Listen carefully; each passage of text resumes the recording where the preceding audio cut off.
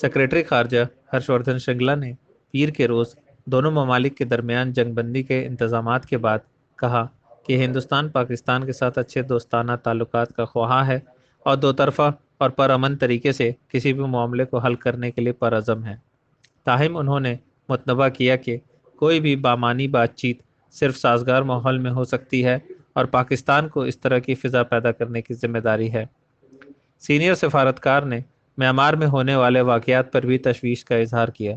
انہوں نے کہا، میانمار میں حالیہ پیش رفت گہری تشویش کا باعث ہے۔ ہم اقوام متحدہ کی سلامتی کونسل میں متوازن نتائج کی سہولت کے لیے تعمیری انداز میں کام کر رہے ہیں جو صورتحال کو حل کرنے میں معاون ثابت ہو سکے۔ انہوں نے نشاندہی کی کہ میانمار کی صورتحال پیچیدہ ہے۔ شرنگلا ہندوستان کی معروف عوامی پالیسی ادارہ اننت اسپن سینٹر کے زیر اہتمام نیبرہڈ فرسٹ پالیسی کے لیے کیا ہے آگے کے عنوان سے ایک اجلاس سے خطاب کر رہے تھے۔ سیکریٹری خارجہ نے اپنے خطاب میں بنگلہ دیش سمیت پڑوسی ممالک کے لیے ہندوستان کی رسائی کی بھی نشاندہی کی، جس کا وزیر اعظم نریندر مودی اگلے ہفتہ دورہ کریں گے۔